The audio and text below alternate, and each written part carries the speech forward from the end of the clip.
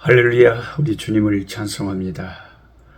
우리 주님의 은혜가 함께 성경 공부하시는 모든 분들의 심령에, 가정에, 자손들 위에 하는 위에 충만하게 임하시기를 축복합니다.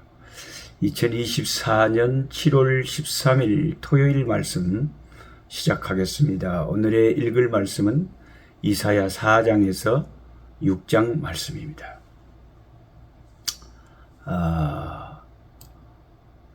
이사야 6장에는 이사야가 하나님을 자기가 직접 본, 하나님을 목도한, 하나님을 체험한 그런 기록이 있습니다. 놀라운 말씀이죠. 우리 사람들 중에는 살아서 이 세상에 있으면서 하나님을 본 사람은 특수한 몇 명 외에는 거의 없습니다. 모세와 같이 하나님께서 특별하게 위대하게 쓰셨던 종은 모세가 자주 하나님을 뵐 수 있도록 시내산에서 40일 금식하게 하시고 하나님 뵙고 십계명 받고 하나님의 모습을 지나가는 뒷모습이라도 뵀지요. 하나님의 임재 속에서 함께 주와 함께 40일을 시내산에서 지냈기 때문에 나중에 이제 백성들이 그 얼굴을 보니까 얼굴이 빛이 확 나가지고 백성들이 모세를 제대로 쳐다를 못 봐요. 너무 광채가 나서.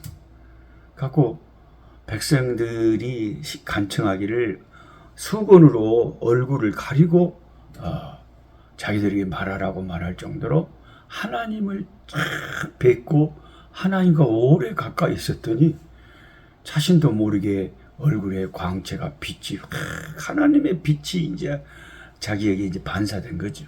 말하자면 달이 자체가 발광체는 아닌데 태양의 그 빛을 받아서 밤에 우리를 은근히 또 보름달이 비춰지는 것처럼 또 어떤 분들은 또 저 이거 보고 아이고 도성교사님도 광채가 납니다. 뭔 천장에서 빛이 나네요. 막 이런 엉뚱한 소리 또 무슨 이단 같은 소리 하면 안 됩니다. 나는 여기 지금 송파 은혜교회에 실제로 이 시간에 잠비아에 있지만은 송파 은혜교회 목사님 따님이 예진이가 좋은 숙소를 잡아줘가지고 잠비아 가기 전에 말씀 녹화를 일일 드라마 이거 매일 방영해야 되는데 미리 제가 아프리카 인터넷 사정이 약한데 갈 때는 미리 이제 다 해놓고 가야 되기 때문에 시방 하니까 이제 그 호텔 방 천장에서 옆에 뭐 거울에서 뭐 이런 게 비추는 거지 하나님의 빛이 내게 임해서 그런 것은 아니니까 그렇게 엉뚱한 생각은 하지 마시고 모세는 진짜로 뭐 세상의 조명이 아니라 빛 대신 하나님을 가까이 하고는 그 얼굴에 그렇게 광채가 났다. 아마 이사야도 하나님을 그 경험한 뵌 그 즈음에 누군가가 옆에서 친구가 봤더라면 와 하고 그 이사야의 얼굴에 배어있는 광채를 보지 않았을까 그런 생각이 듭니다. 그가 하나님의 영광을 보니 주님은 지극히 높은 보좌에 앉으셨고 그 옷자락이 성전에 가득했다고 합니다. 죄인의 눈에는 하나님이 보이지 않지만 영의 눈을 특별하게 그때 이사야를 위해서 하나님이 사명을 주시려고 영적인 세계를 볼 수 있는 눈을 열어주시면 그게 이제 영적인 세계가 보이는 거죠.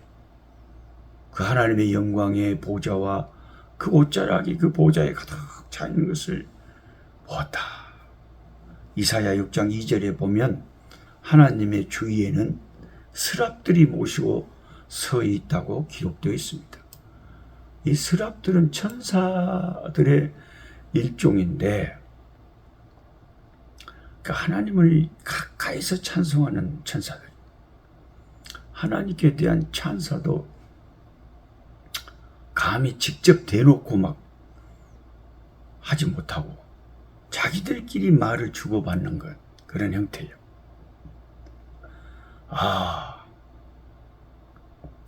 하나님은 참 너무 거룩하시다. 감탄에서 나오는 하나님은 참 거룩하시다.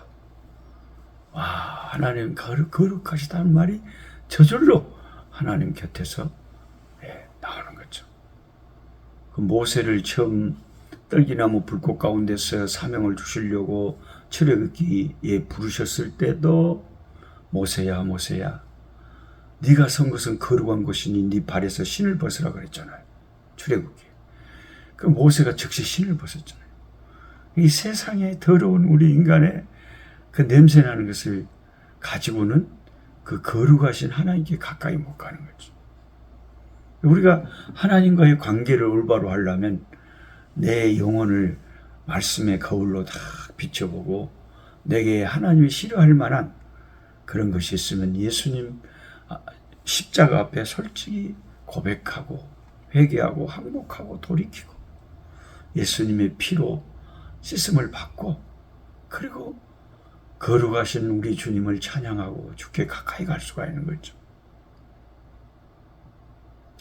천사들이 하나님을 뵐 때마다 그 스랍들이 입에서 와 거룩하시다 하는 찬사가 터져 나왔다는 것입니다. 높은 지위에 있는 분에게 아이고 각하 어쩜 그렇게 훌륭하십니까? 라고 무슨 자기가 비서관이라고 해서 그렇게 쉽게 말할 수 있는 게 아닙니다. 꽤 각별하고 친근한 사이에서나 칭찬도 찬사도 직접 할 수 있는 것입니다. 이사야 43장 21절을 보면 이 백성은 내가 나를 위하여 지었나니 나의 찬송을 부르게 하려 함이니라. 중요한 말씀. 이 백성은 내가 나를 위하여 지었나니 나의 찬송을 부르게 하려 함이니라. 뭐 그런 노래가 있답니까? 내가 시방 괜히 흥을 그려보는 거예요. 어떻게 하든지 곡조를 붙여갖고 말씀을 암송을 하려고. 이거 창세기부터 계시록까지 이제 싹 곡조 붙여갖고 이제 수백 절 내야 부르는 이제 작전을 시방 짜고 있습니다. 이사야 43장 21절에 보면 이 백성은 내가 나를 위하여 지었나니 나의 찬송을 부르게 하려 함이니라. 예수 믿는 사람들은 첫째 목적이 우리 주님을 찬송하기 위해서 부르심 받은 거예요. 우리 입술에는 우리 마음에는 다 주님을 찬송을 해요. 주님을 찬송하면서 할렐루야 할렐루야 내 앞길 멀고 험해도 나 주님만 따라가리. 험악해도 힘들어도 고통스러워도 주님을 찬송하면서 따라가는 게 예수 믿는 사람. 이사야 43장 21절에 이 백성은 내가 나를 위하여 지었나니 나의 찬송을 부르게 하려 함이니라. 그러니까 하나님 가장 가까이에서 하나님을 찬송하는 스랍들도 감히 하나님을 마주보고 막 찬송을 할 수가 없어요. 자기들을 가리우고 하나님은 거룩하신 분이시다 하고 자기들끼리 참 저절로 찬탄을 할 뿐이지 하나님의 백성들처럼 하나님을 찬송하기 위해서 지음을 받은 거하고 좀 다르다 이 말이죠. 우리는 이제 그들보다 더 천사보다 더 특별한 존재들, 하나님의 자녀들인 부모 앞에서 노래도 부르고 재롱도 부르고 그리고 가정을 행복하게 하는 거죠. 그런 기쁨을 느끼시려고 우리를 하나님이 자녀로 삼으셨다는 거예요. 자녀하고 천사는 다른 거예요. 자녀가 더 하나님 앞에서는 귀중한 거예요. 천사보다 귀중한 거예요. 하나님의 영광을 목도한 이사야 선지자는 죄를 깨닫게 됐습니다. 그러니까 여러분, 예수 믿고 그냥 믿기 전에는, 성경을 알기 전에는 내가 그렇게 죄인인가 그걸 몰랐던 사람들도 성경을 알고 예수 믿고 은혜가 임하고 성령께서 감동 감화하시면요, 회개가 일어나면서 세상에서 제일 큰 죄인이 바로 나구나, 그런 깨달음이, 고백이 나오는 거예요. 그런 고백이 나오는 사람, 진짜 은혜를 제대로 받은 사람, 세상에 제일 못된 죄인이 나오구나. 예. 아따, 어저께 제가 미리 이거 녹화한다고 말씀드렸잖아요. 잠비아 가기 전에. 한국에서, 서울에서 택시를 타는데 택시 기사님이 이제 전도하려고 예수 믿고 천국 가고 교회 나가시라고 그랬더만, 웜에 80 할아버지 운전수가 얼마나 자아가 강하고 그냥 혼자 똑똑해 분이 아주 우스워봅니다. 그러면서 나한테 막 노골적으로 막 예수가 어디 있냐고 그러고, 응? 교회에 다니는 사람들 다 도둑놈들이다 그러고, 와, 또 징해부르다, 징해부르. 엄마, 아주 징상스러워. 그렇게 여러분, 아무나 하나님 앞에서 마음이 가난한 게 아니에요.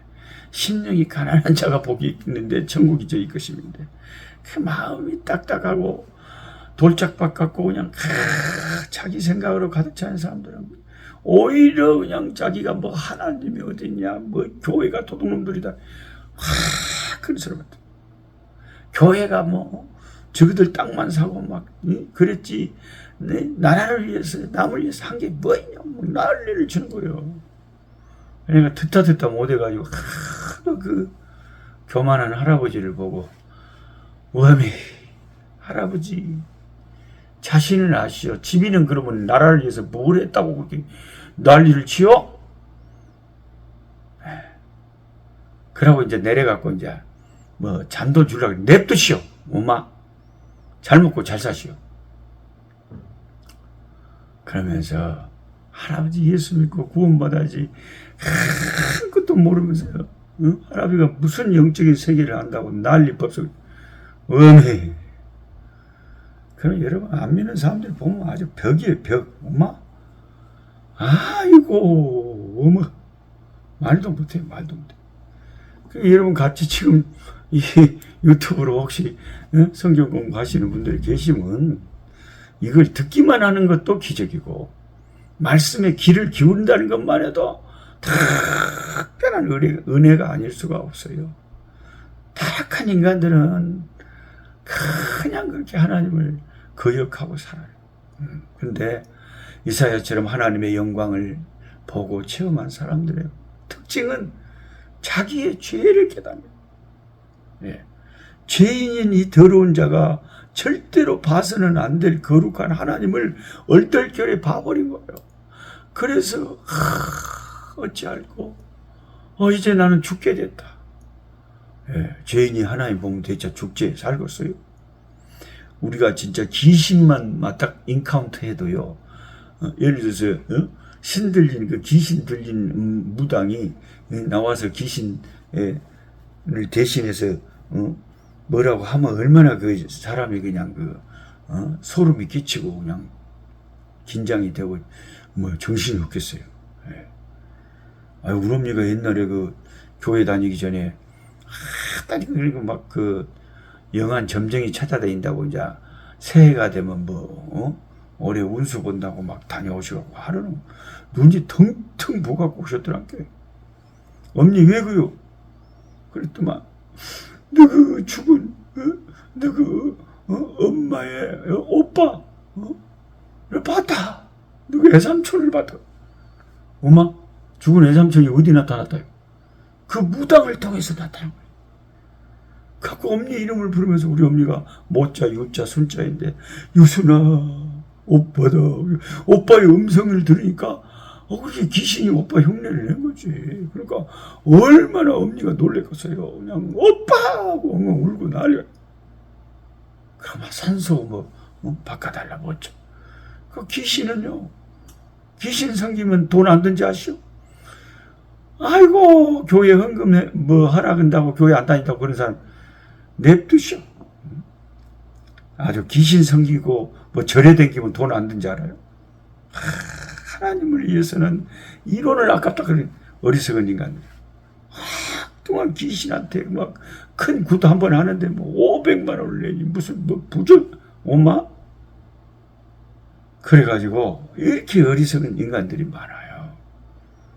그래서 귀신만 우리가 현장에 귀신하고만 같이 있어도 기분이 안 좋고 싸늘하고 그냥 모골이 송이라고 한데, 하나님을 우리가 함께 하면은 거의 기절을 해버리죠. 물살이죠. 발발 떨려가고 막 사시나무 떨듯이 그럴 거 아니고 무서워서 죄인들이.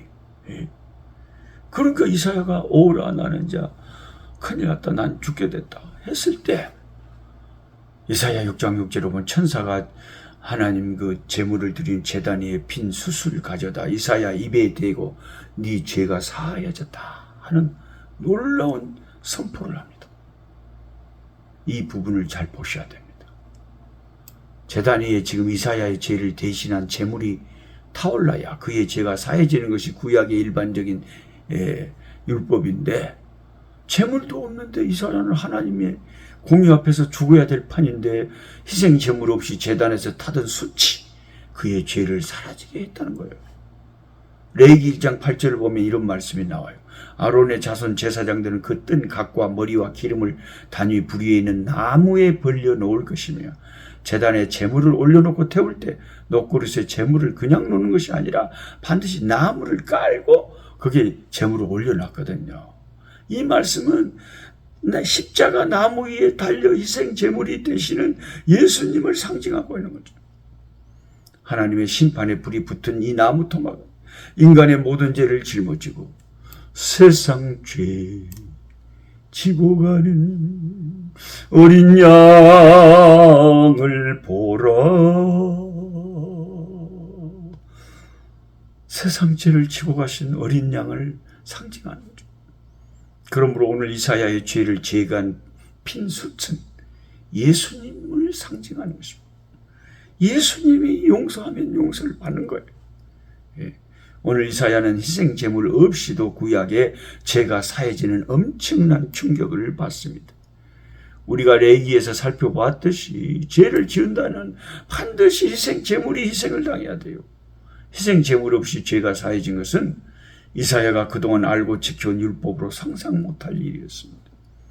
오늘 이사야가 이 경험을 통해 깨달은 것은 율법이 아닌 하나님의 은혜로 죄인이 죄사함받고 구원받게 된다는 메시지인 것입니다. 이사야는 하나님의 은혜로 죄인을 구원하러 오실 메시아의 탄생을 가장 많이 예언한 선지자입니다. 예수님이 내 죄를 대신해서 모든 심판을 받으셨고 그 예수 이름을 부르는 자들은 주 예수 이름이 그의 죄를 정결케 하는 능력이 있다는 겁니다. 제단에 핀 숯이 그 이사야 입술에 닿았을 때 네 죄가 사해졌다고 합니다. 십자가에 달리신 예수 그리스도의 피가 나에게 닿을 때 나의 모든 죄가 용서받고 씻음받는 거죠. 그리고 하나님의 영광을 본 이사야는 이제 하나님의 일꾼으로 자원합니다. 그 너무나 죄사함받고 구원받은 은혜에 감격해서 이사야 6장 8절에 내가 또 주의 목소리를 들으니 주께서 이르시되 내가 누구를 보내며 누가 우리를 위하여 갈꼬. 그때에 내가 이르되 내가 여기 있나이다. 나를 보내소서. 아멘. 내가 여기 있나이다. 나를 보내소서. 지금도 하나님 사랑과 용서를 체험한 사람들이 하나님의 부르심에 전적으로 순종해서 하나님의 복음과 하나님의 교회를 위해서 헌신을 자원합니다. 아프리카 케냐 선교사로 헌신하고 있는 한 한국 여성 선교사가 계십니다. 그녀가 처음 미국에서 케냐로 선교사로 파송받을 때 미국의 교포였거든요. 크리스찬 기자와의 인터뷰에서 자매님은 왜 아프리카 같이 위험한 곳에 가려느냐는 말에 이렇게 대답을 했습니다. 형제님, 하나님의 뜻이 아닌 곳이 세상에서 가장 위험한 곳입니다. 우리가 하나님을 위해서 헌신의 길을 가겠다는 결단과 마음이 있다면 하나님이 선한 목자가 되셔서 우리를 안전한 길로 인도해 주십니다. 하나님이 함께 계신다면 아무리 세상에서 어렵고 위태로운 길이라도 그것이 가장 안전한 길인 것이죠. 그러나 내가 세상적으로 가장 안전한 환경에 있다 할지라도 하나님이 나와 함께하지 않는다면 그곳이 가장 위험한 곳인 것이죠. 요즘 난기류가 참 많아가지고 이제 이게 여름도 되고 그냥 막 우리가 이렇게 비행기를 타고 빨리 가려면 적도를 또 통과해야 되잖아요. 적도를 통과하고 막 태평양, 대서양, 인도양 가는 길에는 막 기류가 불안정해갖고 이 터블란스 막 난기로 푹 비행기가 흔들리고 꺼지기도 하고 사람 간이 그냥 녹아불고요. 깜짝 놀라요. 무서워요. 나도 모르게 그냥 비행기 안에서 손에 힘을 주고 정신이 없으니까 무서워요. 바바바바 비행기가 그냥 막 난기를 통과해 갈 때 얼마나 막 비행기가 떨리고요. 그러니까 비행기 타기 전에 무서워요. 30년을 비행기 타고 다니는 선교사지만 비행기 탈 때마다 좀 그런 두려움이 있어요. 시방도 이제 잠비아 가기 전에 무섭죠. 제가 미리 녹화한다 그랬잖아요. 그래도 무서우면 무서운 대로 비가 오면 비를 맞고 눈이 오면 눈을 맞고 하나님 바라보고 생사화복을 주장하시는 우리 하나님 앞에 사명을 위해서 가는 길이라면 내가 가리이다. 그렇게 가는 거죠. 흔들리면 어때요? 흔들리지 않고 피는 꽃이 있나요? 다 그러는 거지. 인생 다 그러는 거지. 고난을 받지 않고 십자가를 지지 않고 되어지는 일이 있습니까? 희생 없이 되어지는 일이 있어요? 그냥 희생 없이 뭐가 된대요? 주님이 내게 주신 십자가. 누구에게도 작은 십자가라도 주셨잖아요. 내게 주신 십자가 지고 가는 것이죠. 주여, 내가 여기 있나이다. 나를 보내소서. 할렐루야. 하나님 아버지, 아멘. 감사합니다. 예수 그리스도의 보혈만이 나의 죄를 씻을 수 있고 제단핀 수치 이사야의 입에 닿았을 때 네 죄가 사해졌다고 천사가 선포한 것을 믿습니다. 예수님이 내게 임할 때에 내 모든 죄가 사해졌음을 믿습니다. 감사합니다. 주 앞에 제사함받은 우리는 주여, 내가 여기 있나이다. 나를 보내소서. 주님의 교회를 위하여, 주 예수의 이름을 위하여 어디에나 아골골짝 빈들이라도 나아갈 수 있는 우리들 되게 하여 주시옵소서. 우리 구주 예수님의 이름으로 기도하옵나이다. 아멘. 약한 자 힘주시고 강한 자 바르게 주 함자 정택함이 주님의 뜻이라. 해 아래 압박 있는 곳 주 거기 계셔서 그 팔로 막아 주시오.